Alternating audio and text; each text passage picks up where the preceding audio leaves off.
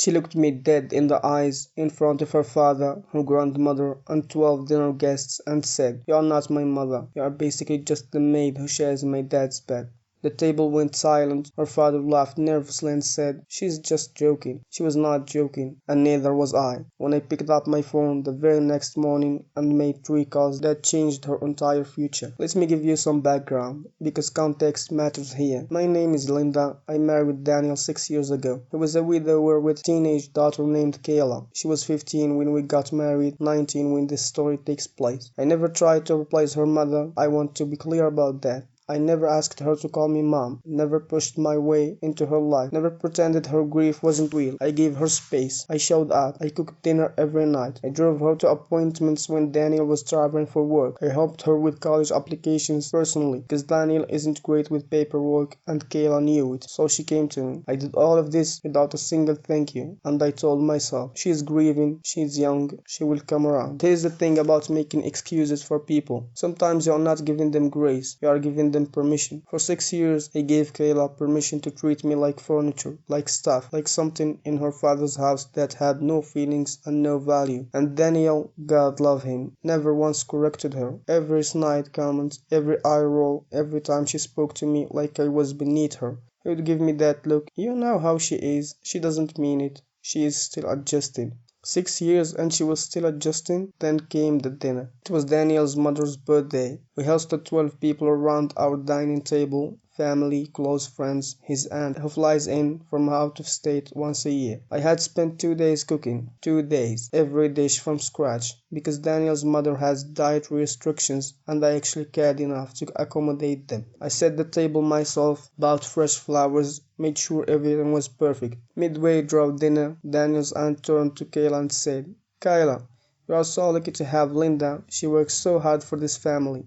Kayla put down her fork, looked at me, then looked at the table and said, loud enough for everyone to hear, "She's not really family. She's basically just the maid who shares my dad's bed." Then she picked her fork back up and kept eating. I didn't cry, I didn't yell, I didn't throw a single thing. And trust me, I thought about it. I just folded my napkin very slowly, placed it on the table and said, "Excuse me."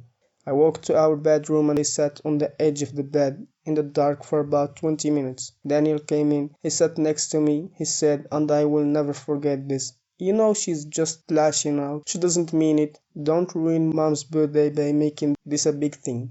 Don't ruin mom's birthday? I had just been publicly humiliated in my own home, in front of his family, at a dinner I planned and cooked entirely by myself, and his first instinct was to protect the birthday.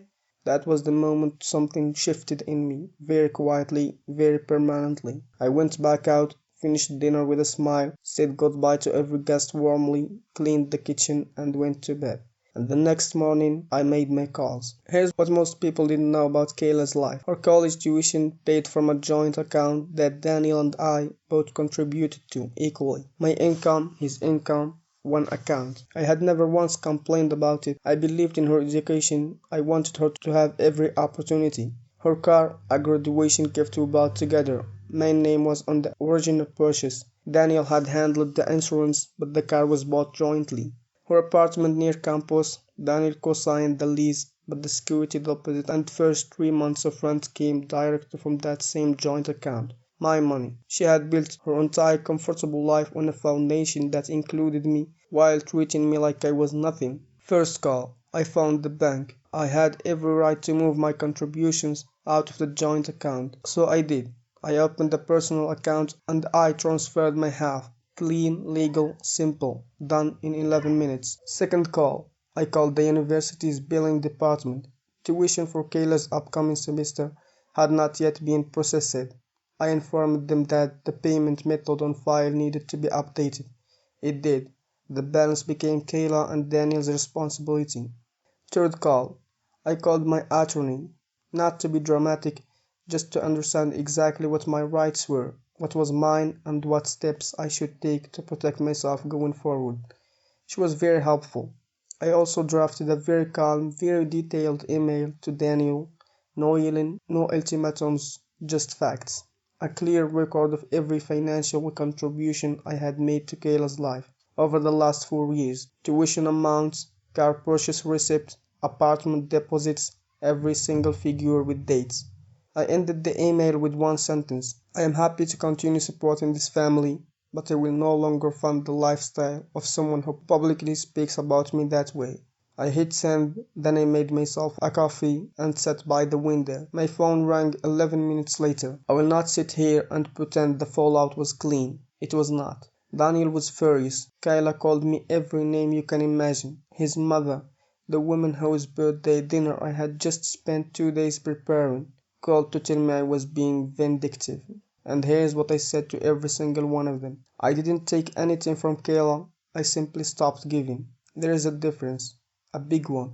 Nobody had forced me to contribute to that joint account. Nobody had forced me to help with college applications, to drive her to the doctor, to cook every meal, to plan every family event. I had done all of it because I genuinely wanted to be part of this family. But a family is a two-way thing, and for 6 years I had been given into a one-way street. Within 2 weeks, Kayla called me, not to apologize, not at first, to ask about the tuition. I told her calmly that I was open to a conversation, a real one. She came over, she sat at the same dining table, and for the first time in 6 years, she actually looked at me.